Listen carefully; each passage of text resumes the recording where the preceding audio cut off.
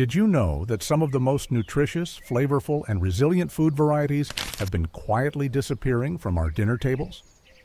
While big agriculture pushes their uniform, shelf-stable, and often tasteless produce, they've systematically buried the knowledge of these superior alternatives. Today, we're unearthing 20 remarkable food varieties that outshine modern GMOs in every way that matters: nutrition, flavor, and natural resilience. These aren't just old-fashioned crops, they're living treasures that could transform your garden and your health. In a world where food recalls and nutritional deficiencies make headlines weekly, these forgotten varieties offer something increasingly rare: real food, grown the way nature intended.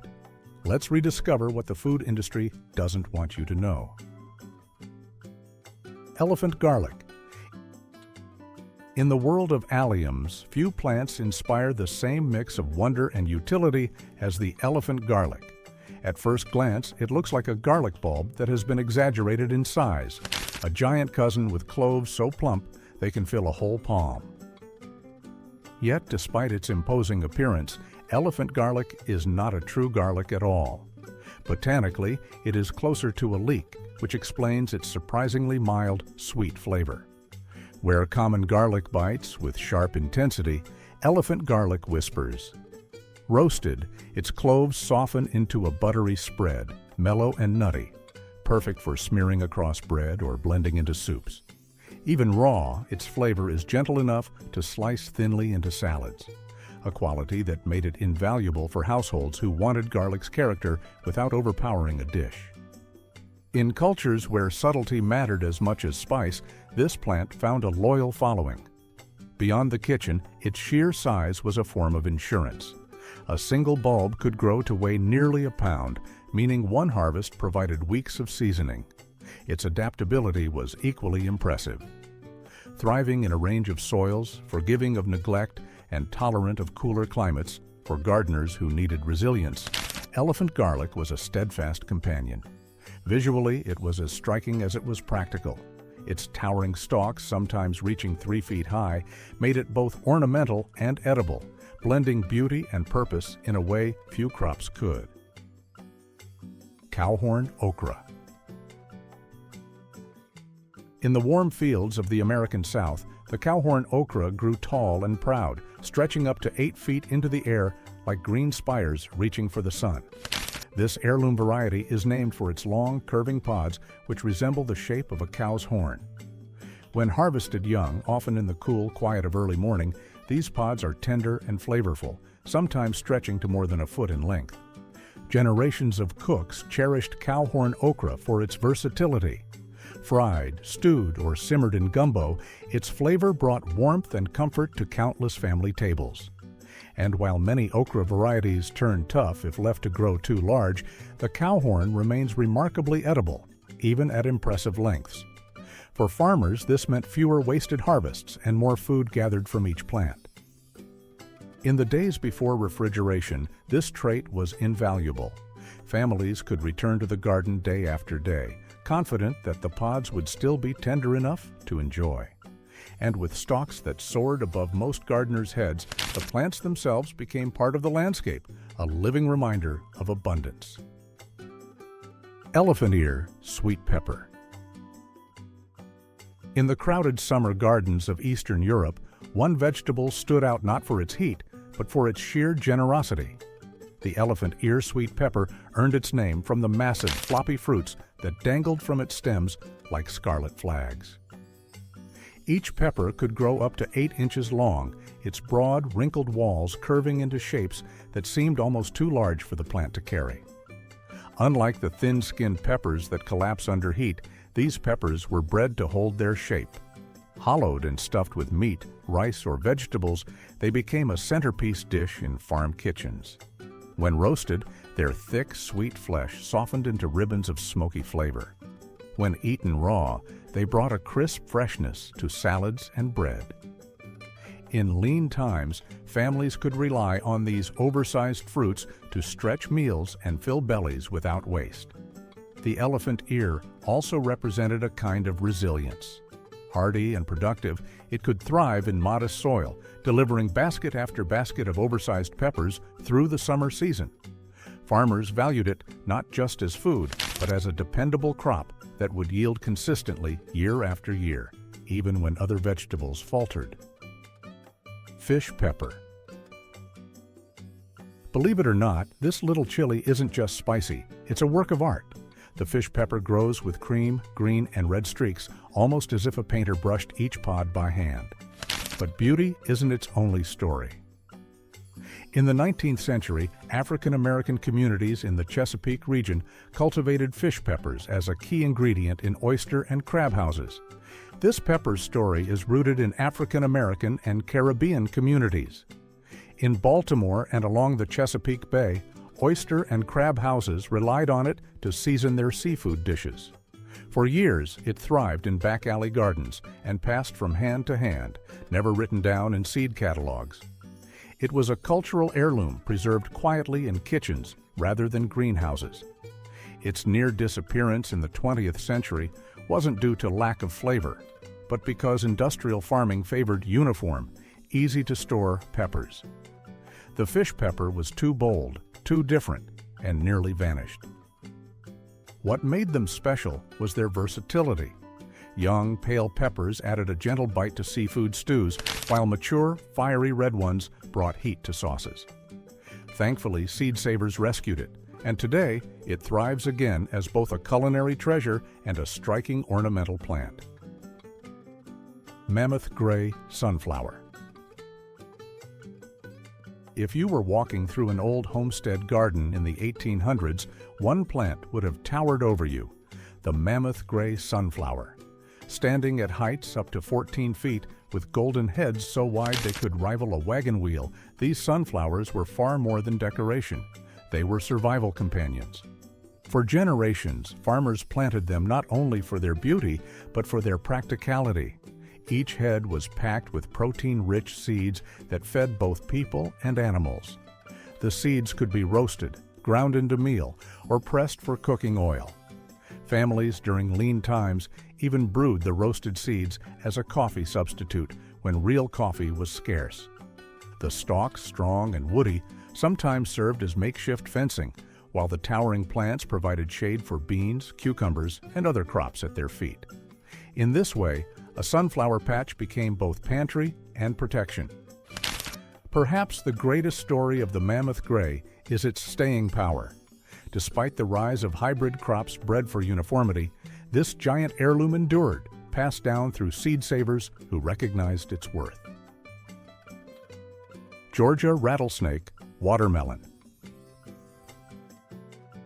Among the oldest surviving watermelon varieties in America, the Georgia Rattlesnake watermelon earned its fierce name not from venom, but from the green stripes that curled down its length like the patterned scales of a rattler. To 19th century farmers, those stripes weren't a warning sign. They were a promise of abundance. First grown in the South during the early 1800s, this heirloom watermelon quickly became a staple at family gatherings and market stalls alike. Its vines stretched endlessly across the fields, producing fruits so massive they could weigh up to 50 pounds each. For settlers and farmers working the land in sweltering summers, these melons were more than just refreshing treats. They were symbols of survival. Sweet, hydrating, and filling, the Georgia rattlesnake helped sustain communities through heat that withered less hardy crops. But what truly set this watermelon apart was its longevity. While many melons spoiled within days of picking, the Georgia rattlesnake was famous for its ability to store for weeks without losing flavor. Families would keep the melons cool in root cellars, slicing them open long after harvest and tasting summer, even as the first frosts arrived. It was a gift that bridged the seasons, a fruit with endurance written into its very flesh. Across the years, seed savers and heritage growers have preserved the Georgia rattlesnake, not only for its flavor, but for its enduring place in American agricultural history.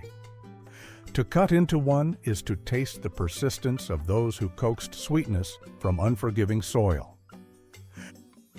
Amish Paste Tomato. In the rolling farmlands of Pennsylvania, where the Amish have tended their gardens for generations, one tomato earned a reputation so enduring it became a cornerstone of their kitchens: the Amish paste tomato. Unlike the watery, pale imitations found in supermarkets today, this tomato was bred for substance. Thick and meaty with dense flesh and barely any seeds, it was built not for looks, but for survival. Imagine a wooden farmhouse kitchen, the air filled with the scent of simmering sauce as baskets of these tomatoes are transformed into thick paste and hearty stews. For Amish families, the crop's reliability mattered just as much as its flavor.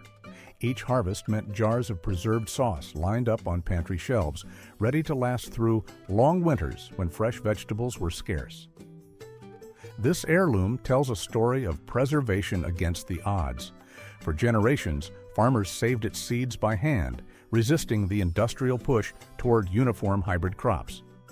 That's why it survives today, not only as a favorite among gardeners for its sweetness and versatility, but as a living legacy of a community that placed sustainability above convenience. Atlantic Giant Pumpkin. Towering in the world of heirlooms, this pumpkin variety is legendary for its colossal size. Under the right conditions, it can easily tip the scales at well over 200 pounds, dwarfing ordinary pumpkins and transforming a humble garden patch into a carnival of giants. These giants swell at astonishing speed, gaining up to 40 pounds a day in peak conditions. Their rapid growth isn't just spectacle, it's biology pushed to the brink. Farmers didn't just grow these pumpkins for food, they grew them for pride, and still do. From county fairs to global weigh-offs, competitors crown champion growers every season. In fact, the current world record stands at an astonishing 2,749 pounds, grown by Travis Ginger of Anoka, Minnesota. With smooth orange skin and a footprint that can rival a bathtub, the Atlantic Giant remains a spectacle, only bigger. But behind its monstrous size lies a practical side. The Atlantic Giant is also valued for its flesh, which can be used in pies, soups, or animal feed. Though most gardeners admit it's the thrill of the harvest that draws them in. To watch one of these pumpkins swell day by day is to witness nature's power magnified. Rattlesnake pole bean. Named for the purple streaks that curl along its long green pods, this heirloom bean doesn't just look striking, it's earned its reputation as a survivor. Farmers across the American South once relied on it because it produced food when little else would. The vines grew more than 10 feet tall, snaking up poles, fences, or even corn stalks, and continued bearing beans long after other varieties had withered. Even in poor soil, when drought or exhaustion robbed the land of fertility, the rattlesnake pole bean pushed on, filling baskets with pods that could be eaten fresh, stewed into hearty soups, or dried for winter stores. Its beauty was matched by its endurance.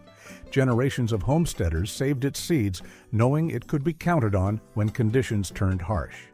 And while industrial farming later turned to smaller, uniform beans better suited for transport, the rattlesnake pole bean endured in backyard gardens, preserved by those who valued not just its yield, but its history. Once nearly lost, it now thrives again in home gardens, climbing and curling with the same defiance that carried it through centuries. Goliath Tomato. In the long, hot summers of the American South, there is one crop that has earned its place as both a garden marvel and a kitchen essential.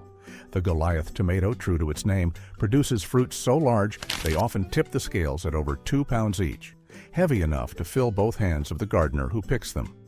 Their sheer size makes them a spectacle, but it is their rich, balanced flavor that has kept them beloved for generations. The Goliath is not just a tomato. It is a promise of abundance.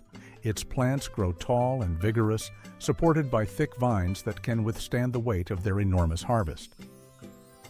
Unlike many oversized varieties that sacrifice taste for size, the Goliath manages to deliver both: meaty, flavorful flesh with just the right balance of sweetness and acidity.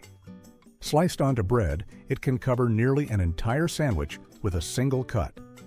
Cooked down into sauces, its dense flesh yields a deep, savory richness that has made it a favorite for both home cooks and market growers. Historically, tomatoes of this caliber represented more than a meal. They were symbols of prosperity.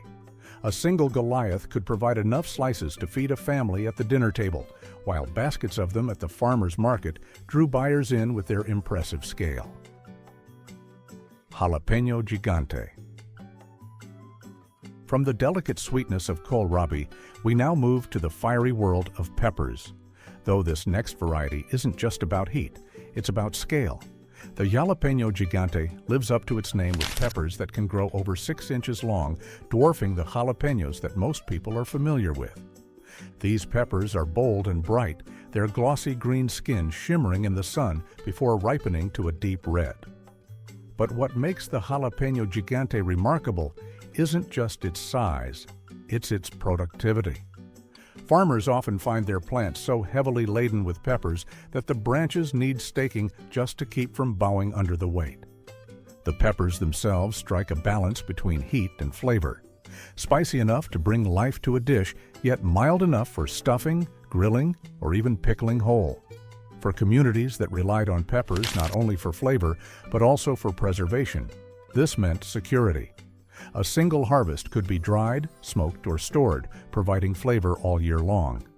And unlike smaller jalapenos that quickly shrivel, the Jalapeno Gigante remains meaty and full-bodied, perfect for stuffing, grilling, or preserving.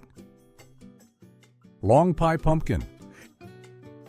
Shaped like an oversized zucchini, this plain-skinned heirloom hides one of New England's most trusted secrets, a pumpkin that stores for months and grows sweeter over time. But beneath that plain skin lies one of New England's most reliable survival foods, a crop prized not for flash, but for endurance. In the 1800s, New England families depended on long pie pumpkins to see them through the harshest winters. While most pumpkins spoiled quickly in storage, these kept for months in cool cellars, stacked in neat rows like insurance against hunger. The longer they rested, the sweeter their flesh became, making them perfect for the pies and stews that warmed households when snow sealed the countryside. Imagine candlelit kitchens on frigid nights where slices of long pie were baked into golden desserts that brought comfort and calories when both were desperately needed. Beyond the dinner table, their ability to last told a deeper story. These pumpkins were carried across generations because they could be trusted. When other squashes failed, long pie endured. It remains a favorite among homesteaders and chefs, proof that beauty in vegetables isn't always about appearance, but the story of survival they carry. Beauregard sweet potato. First bred in Louisiana in the 1980s, this sweet potato variety quickly spread across the world for one simple reason: abundance. A single plant can yield up to 10 pounds of tubers, making it one of the most generous vegetables ever cultivated. But what makes the Beauregard truly remarkable is its versatility. Its deep orange flesh is rich in beta-carotene and natural sweetness, making it a staple for pies, fries, and roasted dishes. Yet even above the ground, its vines and leaves are edible, offering families a steady source of greens when other vegetables are scarce. In times of hardship, this meant nothing went to waste. Both the roots and the foliage could sustain entire households. During droughts and poor harvests, the Beauregard proved its hardiness by thriving in soils where other crops struggled. Farmers came to see it as a kind of natural insurance policy. Even in lean years, sweet potatoes meant survival. Through centuries of cultivation, it continues to embody nutrition and endurance, carrying the wisdom of the past into modern farming. Whether feeding a family in the South or sustaining communities abroad, the Beauregard carries the timeless lesson that strength often hides beneath the soil. Mammoth red Mangel beet. Few crops embody abundance quite like the mammoth red Mangel beet. True to its name, this heirloom beet grows to colossal proportions. Roots weighing more than 20 pounds were not uncommon. In the 1800s, it wasn't unusual to see farmers standing proudly beside their harvest, a single beet almost as large as a child. These giants weren't just grown for show, they were lifelines. The mammoth red mangel was a dual-purpose crop feeding both people and animals. While the sweet, earthy roots could be roasted, mashed, or preserved for the family table, they were most famously used to sustain livestock through long winters. Farmers relied on them to keep cattle, horses, and sheep well fed when pasture land turned barren. Entire barns were stocked with these massive roots, and without them, survival on many homesteads would have been far more precarious. But the mangel wasn't only about sheer size. Its leafy tops were edible too, offering a nutritious green that could be sautéed with onions and butter, a simple but hearty dish that stretched family meals. For households with limited resources, the mangel provided food from root to leaf, ensuring nothing was wasted. Beyond their practicality, these giant beets carried a sense of wonder and grit. Children marveled at their size. Travelers noted them in journals, and agricultural fairs often displayed them as symbols of nature's generosity. Boston marrow squash. In the gardens of early America, few crops were as trusted as the Boston marrow squash. Its bright orange flesh, mild yet rich in flavor, became a cornerstone of New England kitchens. Unlike fragile varieties that wilted in poor conditions, the Boston marrow thrived in cooler climates, climbing fences and sprawling along trellises as if determined to claim every inch of space. Its versatility made it invaluable. Roasted, it offered creamy sweetness that rivaled pumpkin. In soups and stews, it provided heartiness during the coldest months. Even pies were filled with its rich flesh long before canned pumpkin became a staple. For families that lived by what they grew, this squash was more than food. It was comfort, warmth, and resilience. Its reputation spread quickly during the 19th century when seed catalogs praised it as a squash of remarkable excellence. Farmers embraced it not only for its taste, but also for its storage. A properly harvested Boston marrow could last through the winter, its hard shell protecting the tender flesh inside. Super Schmelz Kohlrabi. At first glance, the Super Schmelz Kohlrabi looks like a vegetable from another world. Its swollen bulb-like stem can grow larger than a child's head, tipping the scales at over 8 pounds each. Yet, despite its monstrous size, this German heirloom kohlrabi is anything but tough. Its flesh remains crisp, tender, and delicately sweet, whether eaten raw in crunchy slices or slowly roasted until it caramelizes. Even its broad green leaves, often overlooked, can be sautéed or added to soups, making this plant a true nose-to-tail vegetable. For centuries, farmers in Central Europe prized the Super Schmelz not just for its flavor, but for its reliability. Unlike more fragile crops, this kohlrabi thrived in cooler conditions and stored exceptionally well in cellars, providing food long after harvest. A family could pull one bulb from storage in the heart of winter and feed an entire household for days. In times when survival depended on resourcefulness, the Super Schmelz kohlrabi was more than a vegetable. It was security against hunger. Even farmers marvel at its resilience and versatility. Despite its intimidating size, it is easy to grow and rewards patience with one of the most generous harvests a garden can offer. Mammoth Basil. In a garden filled with giants, one herb manages to stand tall without ever needing size to impress. The Mammoth Basil is a variety that lives up to its name, producing leaves so large they can stretch across the palm of your hand. Unlike the delicate sprigs of common basil, these oversized leaves bring both visual drama and culinary power. A single leaf is often enough to season an entire dish. The Mammoth Basil is not just about quantity, it's about quality. Its flavor is bold and aromatic, carrying that classic sweet clove basil note, but with an intensity that lingers. When torn fresh, it perfumes the air with the unmistakable scent of summer. In traditional kitchens, these giant leaves were laid whole onto bread, rolled around fresh cheese, or layered into tomato salads.